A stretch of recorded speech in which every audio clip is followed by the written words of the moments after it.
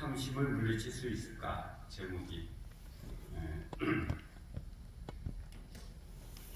아침에 찬양을 좀 이렇게 고운 목소리를 좀 해드려야 되는데 목소리가 가라앉아가지고 죄송합니다. 고운 목소리가 나오도록 제가 이렇게 자꾸 하는 겁니다. 제목을 보니까 탐심을 물리칠 수 있을 것 같아요? 없을 것 같아요? 없어요. 네? 없어요. 없을 것 같아요? 네. 있을 것 같아요?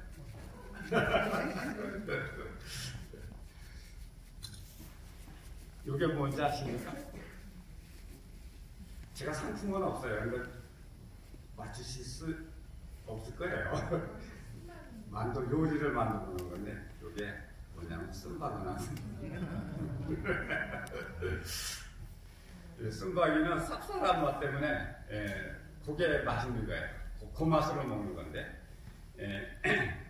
여기 핵심 경쟁력이라고 해요. 핵심 경쟁력. 어릴 때는 이 쓴맛의 진가를 몰라서 잘 안 먹습니다. 그런데 나이가 들면 이 쓴맛이 뭔지를 알아요. 산전수전 다 겪어본 후에야 인생이 뭔지를 알 수 있는 것처럼 쓴맛을 좋아하는 사람들이 있습니다. 저는 아직도 초딩이에요. 입맛이. 단 거 좋아하고 아직 산전수전 안 겪어봤나 봐요. 제가 왜 이 그림을 보여드리냐면은 지난번에 엄기호 목사님 또 우리 전승구 목사님 설교를 제가 이렇게 들으면서 저렇게 하나님의 사랑을 아름답게 표현을 하면서 말씀을 전하지. 근데 나는 쓴나물 같아요. 옛날에 여러분 죄인이라고 그러고 막이라고 그러고 이러면서 그게 사실 여러분한테 설교는 여러분한테 하지만 사실 저한테 하는 설교가 거의 대부분이에요. 그래서 이번 제목도 쌉싸름합니다. 자, 이 본문의 말씀 한번 읽어볼게요. 누가복음 12장 15절에 그들에게 이르시되, 지금 예수님이 직접 하신 말씀이에요. 삼가 모든 탐심을 물리치라. 예수님이 하신 말씀이에요. 물리치라. 물리칠 수 있을까요? 없을까요? 예수님이 하신 말씀인데, 네? 예수님이 할 수 없는 거 얘기하셨을까요? 할 수 있으니까 말씀하셨겠죠? 예, 탐심을 물리치라. 사람의 생명이 그 소유에 넉넉한 데 있지 아니하니라. 이 소유가 뭐냐면은 재물뿐만이 아니고 내가 가지고 있는 재능, 시간, 명예, 내가 가진 모든 것을 일컬어서 소유라고 그렇게 말합니다. 이 탐심이 이 소유가 넉넉한 데 있지 않다 하는 말씀에 이것을 결론적인 거예요. 물리칠 수 있느냐 없느냐 이거를 아주 결론적으로 말씀 딱 해놓은 말씀인데요. 갈라디아서 5장 24절에 있습니다. 그리스도 예수의 사람들은 그리스도 예수의 사람들이 누구예요? 그리스도인이에요. 그리스도인. 재림교인 아니에요. 안식교인 아닙니다. 그리스도인입니다. 아멘. 그리스도 예수의 사람들은 육체와 함께 그 정욕과 탐심을 십자가에 못 박았느니라. 자, 탐심을 없애는 유일한 방법 뭐라고요? 십자가에 못 박아버리는 거예요. 탐심. 근데요, 이 탐심이 누구하고 하나인 줄 아십니까? 성경 주석에 보면 그 밑에 갈라디아서 5장 24절 지금 읽은 바로 말씀 그 성경 주석에 보면 십자가에 못 박았느니라 이 말씀은 즉 하나님의 뜻과 조화되지 않는 모든 본성적 경향, 모든 본성적 경향을 결정적으로 완전히 포기했다는 뜻이다. 이런 말씀이에요. 십자가에 못 박았다는 말은 완전히 포기했다. 내 본성 모든 걸 다 포기했다. 그런 뜻이라는 말씀입니다. 갈라디아서 2장 20절에 완전히 결론적인 말씀을 해요. 내가 그리스도와 함께 십자가에 못 박혔나니. 그러니까 이 탐심이 곧 누구예요? 내가 십자가에 못 박힘으로 탐심을 물리칠 수 있다. 이게 결론적인 얘기입니다. 서론 나왔고 결론 나왔어요. 이제 본론만 얘기하면 됩니다.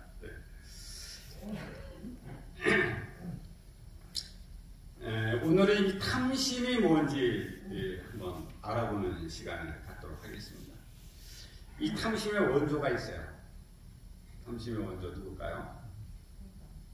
이사야 14장 12절로 24절에 보면 너 아침의 아들 계명성이여. 이게 누구예요? 루시퍼. 그가 어떤 마음을 가졌느냐면 하나님 묵별 위에 나의 보좌를 높이겠다. 이게 탐심입니다. 자기 자리 아닌데 그 자리. 근데 요거 대조적인 짝이 있어요. 성경에 다 짝이 있거든요. 짝이 있는데 같은 말을 보조해 주는 것도 있지만 완전히 반대되는 짝도 있습니다. 그것이 이 말씀이에요. 빌립보 2장 6절과 8절. 그는 근본 하나님의 본체시나 하나님과 동등됨을 취할 것으로 여기지 아니하시고 자기를 낮추시고 죽기까지 복종하십니다. 십자가에 죽으신 분. 그러니까 무슨 얘기냐면 어느 누구는 하나님같이 되려고 하는데 하나님이신 분은 어떻게 해요? 자기를 낮추시고 하나님하고 동등됨을 취할 것으로 여기지 아니하시고 이 땅에 내려오셔서 죽기까지 복종하셨단 말이에요. 이 예수님입니다. 예수님. 완전히 정신이 다른 정신이죠. 하나는 자기를 높이려고 하는 정신이고 하나는 자기를 낮춰서 인간을 위하여 인간의 구원을 위하여 죽기까지 복종하시는 하나 예수님의 겸손하시고 완전하시고 우리를 사랑하시는 그 마음이시죠. 그런데요, 이 탐심이라고 하는 것은 얼마나 묘한 것인지 너무 깊이 자리 잡은 것인지 이 루시퍼도 몰랐어요. 자기가 그 탐심이 있다는 사실을 몰랐어요. 여기 한번 보세요. 부자 선지자 39페이지에 보면 이렇게 말씀이 있어요. 이게 은밀한 마음. 루스벨 자신도 처음엔 자신의 감정이 진정한 본질을 알지 못했다 그랬어요. 내가 왜 하나님의 자리를 탐하고 있지? 이게 탐심이라는 걸 모르는 거예요. 그 본질을 몰랐다고. 그런데 거기 그러나 그에게 그의 잘못을 깨닫게 하려고 무한한 사랑과 지혜자만이 궁리해낼 수 있는 노력이 그려졌다. 사단은 그 사단의 잘못을 가르쳐줬다고요. 하나님께서 너가 지금 잘못하고 있는 거야. 돌아봐야 돼. 이게 누구 마음이에요? 하나님의 품성이에요. 하나님은 죄인 하나 죽는 거 원하지 않으세요. 누구나 다 살기 원하신다고요. 그래서 사단이 범죄했을 때에도 돌아오기를 기대하시고 아주 무한한 사랑과 지혜자만이 궁리해낼 수 있는 그 노력이 기울여져요. 자기가 가지고 있는 그 마음이 잘못됐다고 하는 것이 판명되었어요. 그런데도 뭐 했다고요? 고집을 부리고 고집. 근데 이 고집이 어떤 마음이냐 하면 사단의 품성이에요. 근데 이 신앙을 고집으로 하는 사람들이 있어요. 내가 고집이 있지 그래서 고집 아니에요. 고집이란 말 그거 별로 좋은 단어가 아닙니다. 사단의 품성이거든요.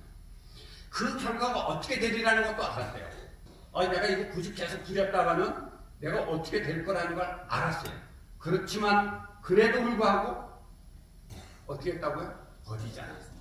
고집 부렸단 말이에요. 안 버려요. 이 탐심이라고 하는 것을 이 사단도 자기가 어떻게 할 수가 없었던 마음이었다 이 말이죠.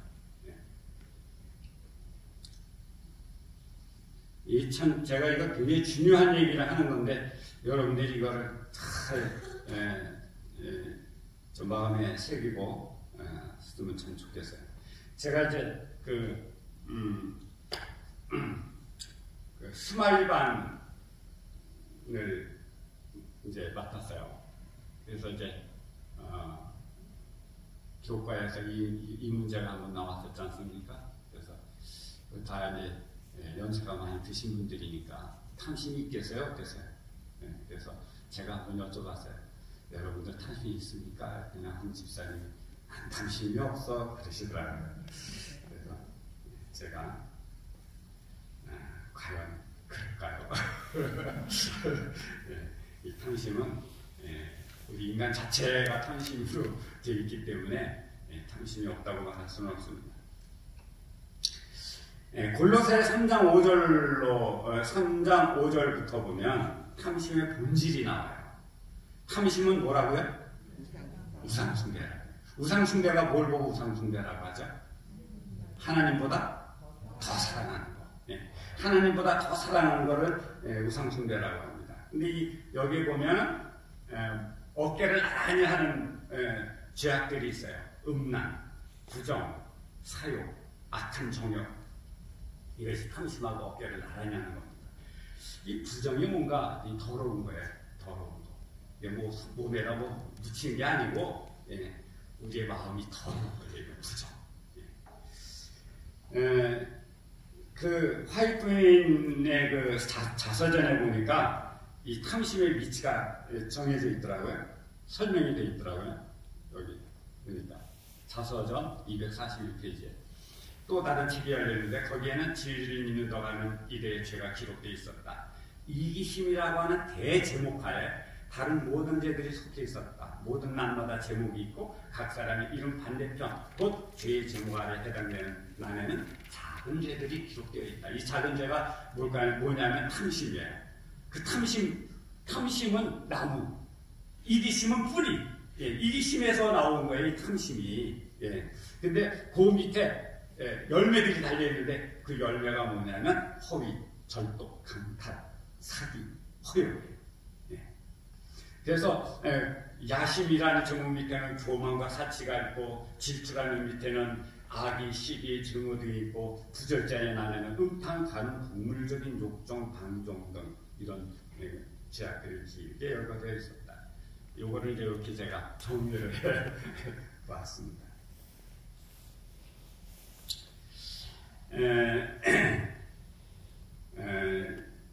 이 탐심이 왜 무서우냐 하면 자기는 의도하지 않았어요.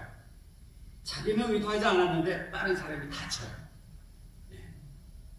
탐심을 갖고 있으면 내가 저 사람을 어떻게 좀 해 좀 끼쳐볼까? 이렇게 생각하지 않아도 내가 탐심을 갖고 있으면 그 사람한테 해가 간단 말이죠. 그것이 그 얘기가 어디에 나와 있냐면 그 아간의 얘기에 나와 있어요. 아간. 여호수아 7장 1절로 5절에 보면 제가 다 읽어볼게요. 이스라엘 자손들이 바친 물건을 인하여 범죄하였으니 이는 유다 지파 세라의 증손 삽디 손자 갈미의 아들. 이렇게 그 족보가 왜 다 나왔을까요? 이거 참 의미가 있습니다. 아간이 바친 물건을 취하였습니다. 여호와께서 이스라엘 자손들에게 진노하시니라. 여호수아가 여로보에서 사람을 베델 동편 베델 곁에 있는 아이로 보내며 그들에게 일러 가로되 올라가서 그 땅을 정탐하라 하며 그 사람들이 올라가서 아이를 정탐하고 여호수아에게로 돌아와서 그에게 이르되 백성을 다 올라가게 말고 2,000~3,000명만 올라가서 아이를 치게 하소서. 그들은 소순이고 모든 백성을 그리로 보내어 수고롭게 맞서싸움으로 백성 중 3,000명쯤 그리로 올라갔다. 아이 사람들의 앞에서 도망하니 아이 사람이 그들의 36인쯤 죽이고 청문 앞에서부터 수바리까지 쫓아와서 내려가는 피탈에서 쳤으므로 백성들의 마음이 녹아 물같이 된지라. 여기 진노하시니라는 말이 무슨 뜻이냐면요, 하나님께서 이스라엘 백성과 함께 할 수 없다는 안타까움의 표현이에요. 진노 그러면 하나님 막 화가 나가지고 이놈들 자식들이 그냥 내를 때릴까 말까 이렇게 여러분들 생각하시면 안 돼요. 하나님은 화내시는 분이 아니에요. 노하기를 더디하시는 분이에요. 노하긴 노하시죠. 더디하신다고. 뭐 이랬다고 화내고 저랬다고 화내고 하는 이런 분이 아니시단 말이에요. 안타까움인 거예요. 죄를 갖고 있으니 하나님이 함께할 수 없는 그런 상황 상황이 왔기 때문에 막 안타까운 거예요. 그걸 진노라고 표현했단 말이에요. 진노. 네. 만약에 이 여호수아가 하나님께 이 선 칠까요 말까요 하고 물어봤더라면, 이게 좀 물어봤다는 말이 없잖아요. 물어봤더라면 하나님께서 뭐라 그랬을까요? 가지마. 내가 너희와 함께 할 수가 없어. 너희들 거기 가면 나와 함께 하지 않기 때문에 그냥 가지마. 이 문제를 해결해야 된다 라고 말씀하셨겠죠. 근데 물어보질 않았단 말이에요. 여호수아의 실수를 하고 있었어요. 그 정탐꾼을 보여요. 거기 7만한데 몇 명 안 되니까 3,000명만 보내도 되겠어. 이 전쟁에서는 말이죠. 제가 잘 모르긴 하지만 제가 어디서 주워 들은 얘기예요. 3배가 돼야 승리를 장담할 수 있답니다. 그래서 러시아가 우크라이나를 친 것도 자기네 군력이 3배는 된다고 착각을 하고 전쟁을 벌였던 거예요. 그 뒤에 뭐가 있는지도 모르고. 그 뒤에 누가 있어요? 미국이 있다는 사실을 잊어버렸어요. 옛날에 김일성도 우리나라 쳐들어올 때 그렇게 착각을 했던 거죠. 3배가 되면 전쟁을 일으켜서 이길 수 있습니다. 그런데 3,000명을 보냈다 그러니까 아이 백성들이 한 1,000명은 듣겠죠. 그죠? 3배. 한 3,000명 보내면 이길 수 있을 거야 하고 보냈는데 졌어요? 예, 졌어요. 36명이나 죽었어요. 이거 누구 때문에 그렇게 된 거예요? 아간의 탐심 때문에. 이 남한테 피해를 끼친다니까요. 이 아간이 만약에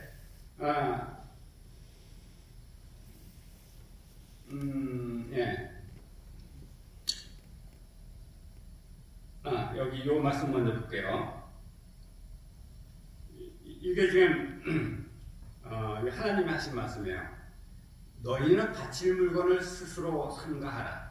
너희가 그것을 바친 후에 그 바친 것이 어느 것이든지 취하면 이스라엘 진으로 바침이 되어 화를 당케 할까 두려워하노라. 여기서 이스라엘 진으로 바치게 되었다는 말은요, 칼치한 물건은 죄예요. 그래서 죄는 하나님께 바쳐져야 돼요. 하나님은 의로우신 분이기 때문에 죄가 오면 다 타서 없어져요. 그래서 가인의 제사를 못 받았다고요. 왜냐하면 가인의 제사를 받았다가 누가 죽을까봐, 가인이 죽을까봐. 아벨은 그 자기의 죄를 누구한테 다 전가시켰어요? 양에게 전가시켰기 때문에 하늘에서 불이 내려와서 양을 태워버렸지만은 가인은 그렇게 하지 못했단 말이에요. 그 죄를 누가 갖고 있어요? 그대로. 자기가 갖고 있으니까 불이 내려오면 누가 타 죽어요? 가인이 타 죽어요. 그래서 불을 안 내렸단 말이에요. 근데 가인은 그걸 모르죠. 지금도 마찬가지 똑같은 상황인 거예요. 하나님이 함께 했다가 누가 타 죽어요? 이스라엘 백성이 타 죽거든요. 그러니까 하나님께서 함께 하지 못하는 거예요. 지금 얼마나 안타까운 상황입니까? 그러니까 화를 당하게 될 두려워요.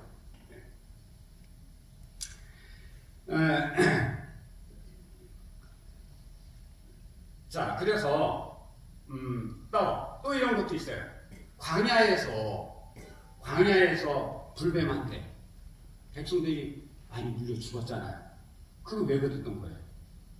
불평 때문에 불평을 하니까 하나님께서 그 죄를 품고 있으면은 하나님께서 함께 하실 수가 없다니까요. 하나님께서 그래서 함께 하지 못하니까 불뱀이 와서 물어서 이렇게 죽잖아요. 이게 하나님께서는 죄를 받으시고 의를 우리에게 주십니다. 얼마나 참 감사하신 분인지 몰라요. 그래서 우리가 자꾸 의를 받으려면은 우리가 어떻게 해야 돼요? 하나님께 자꾸 뭘 갖다 드려야 돼요? 우리에게 자꾸 갖다 드려야 되는데. 그럼 하나님께서 우리에게 자꾸 의를 주십니다.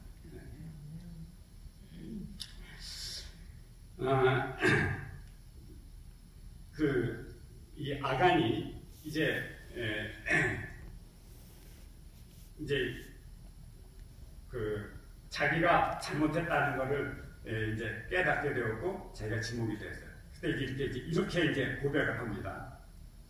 내가 노약한 물건 중에 신하산의 아름다운 외터 한 벌과 은 200세겔과 50세겔 중에 금 하나를 숨겨놨어요. 숨겨놨는데 은은 그 밑에다 숨겨놨다 그래요. 그때는 금보다 은이 더 귀했나 봐요. 그러니까 귀한 거는 더 밑에다 아주 깊숙하게 숨겨놨다고 그렇게 말하죠.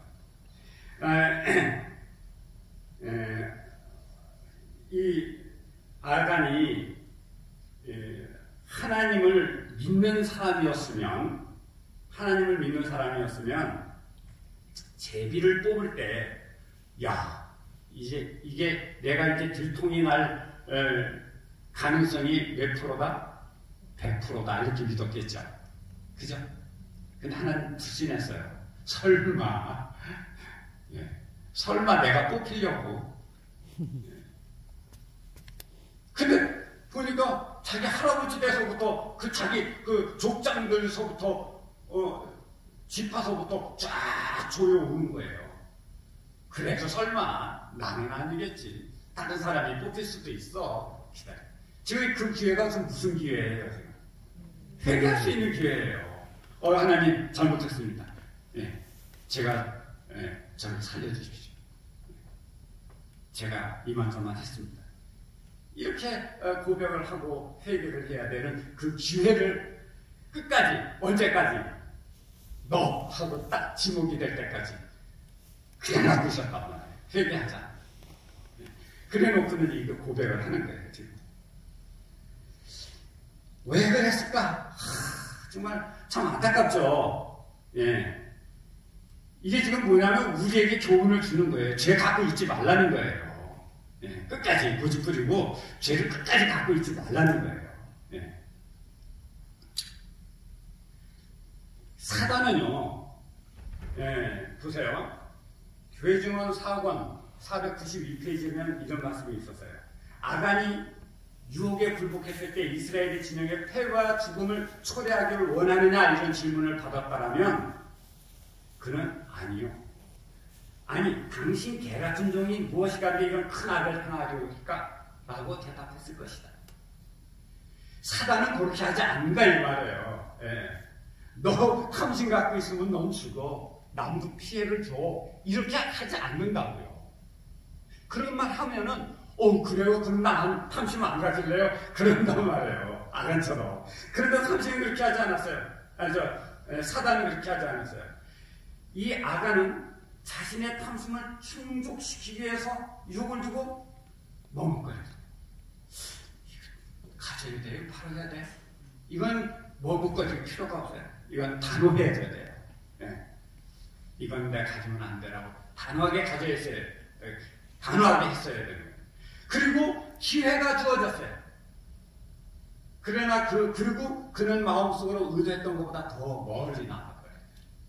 이 기회, 지금 여러분 탐심 없다고 말씀하시는 분들 혹시 기회가 없어서 그래요. 기회만 주어지면요, 더 멀리 갑니다. 내가 생각했던 것보다 더 멀리 가요. 그래서 택시에다가 돈을 넣고 내렸는데 그걸 찾아줬다. 정말 참. 어제 기사를 보니까 그 무인 그 점포에 그 얘기 들으셨죠? 그 기사 아닙니까? 한 20대 먹은 여성이 들어와서 5,000원짜리 물건을 골랐어요. 5,000원을 내려고 딱 해다 보니까 500원이 뜨는 거예요. 500원만 내고 나오면 돼요. 근데 이 사람은 500원을 안 내요.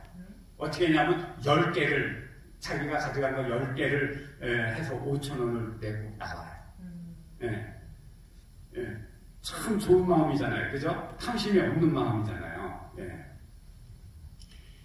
우리가 이런 것들이 우리 생애 가운데서는 기회가 주어졌는데도 불구하고 충분한 기회잖아요. 그죠? 충분한 기회인데도 불구하고 그것을 거절할 수 있는 단호하게 이런 마음이 필요하다는 거죠.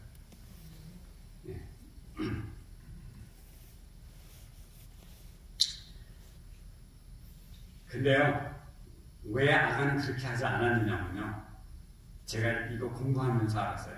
제가 자녀교육의 책임이에요. 아간도요, 교육을 그렇게 받았어요. 하나님의 것은 좀 이렇게 하나님이 잘 안 드리고 내가 취해도 괜찮아, 이렇게 교육을 받았단 말이에요. 아간도. 그리고 그의 자녀들에게도 그렇게 교육을 시켰어요. 그래서 그 자녀들이 다 멸망을 당한 거예요. 아까 그 족보가 쫙 나왔죠? 제가 그거 중요하다고 했잖아요. 그 사람들이 다 망한 거예요. 교육을 그렇게 시켰다고요. 자녀들한테. 이게 보세요.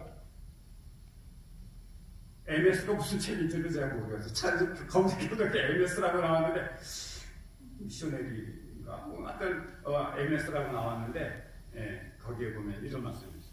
아간의 가족이 왜 멸망을 당했나? 자, 그대는 왜 아간과 관련이 있던 모든 사람들이 함께 하나님의 형벌을 받았는지 생각해 보았는가? 그 까닭은 그들이 하나님의 율법의 위대한 표준 안에서 그들에게 주어진 본분에 따라 훈련과 교육을 받지 않았기 때문이다. 이렇게 나오죠. 아간의 부모는 아들이 주님의 말씀에 불순종하여도 무방하다고 생각하게 만든 그런 방식으로 아들을 교육시켰던 것이다. 그의 생활에 주입된 원칙이 그로 그의 자녀들도 또한 타락시키는 길로 이끌었다. 그러니까 자기도 그렇게 교육받았는데 자기가 교육받은 걸 또 자기 자녀에게 그대로 교육시켰어요. 그래서 하나님 말씀은 불순종해도 괜찮아, 이렇게 교육받았다는 거예요. 그게 멸망의 주된 요인이었다.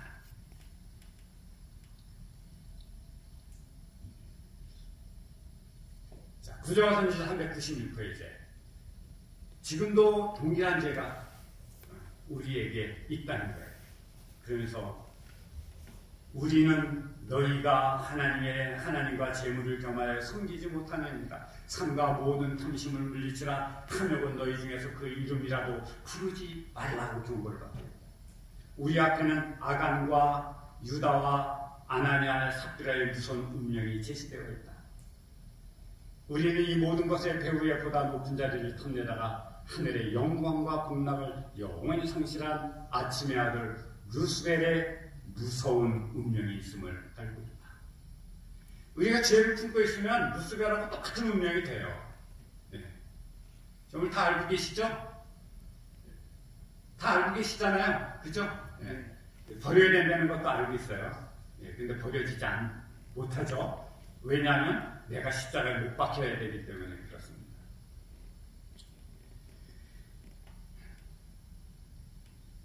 인간의 마음에는 탐심이 없는 사람이 없어요. 그럼 이 탐심을 어떻게 물리칠까? 이게 마음의 품성이기 때문에 우리가 어떻게 하면 이 탐심을 물리칠 수 있을까? 이 결론에 아까 제일 처음에 나온 그 결론적인 말씀. 그리스도인이 돼야 돼요. 왜냐하면 이 그리스도인은 탐심을 십자가에 못 박아버리기 때문에 그렇습니다. 자신도 십자가에 못 박아버리기 때문에, 자신을 십자가에 못 박은 사람만이 그리스도인이기 때문에 그리스도인이 돼야 돼요. 안식일교일만 갖고는 안 돼요. 재림교일만 갖고도 안 됩니다. 그리스도인이 돼야 돼요. 그리스도 예수의 사람. 갈라디아서 2장 20절. 내가 그리스도와 함께 십자가에 못 박혔나. 이것이 탐심을 물리칠 수 있는 유일한 방법이라고 하는 사실을 여러분 깊이 한번 생각하시고, 오늘도 내 마음속에 깊이 자리 잡은 이 탐심을 하나님 앞에 내어놓고 하나님의 의를 구하시는 여러분과 제가 되기를 바라면서 말씀을 마치겠습니다. 기도하겠습니다. 하늘에 계신 아버지 하나님, 우리에게 탐심이 얼마나 깊이 뿌리 박혀 있다는 사실을 깨닫게 해주셔서 감사합니다. 아멘. 우리가 좀 더 자주 많이 탐심에 대해서 발견하게 하시고 주님 앞에 나갈 수 있는 사람이 되게 하여 주시옵소서. 내가 십자가에 못 박혀 죽어야 탐심도 물리칠 수 있다고 하셨사오니 아버지 하나님, 우리에게 주의 능력 곧 그리스도의 일을 입혀주셔서 나의 힘이 아니라 그리스도의 능력으로 탐심을 물리치게 하여 주시옵소서. 오늘 이 하루가 예수님의 능력을 체험하는 하루가 되도록 축복하여 주시옵기를 예수님의 이름으로 기도합니다. 아멘.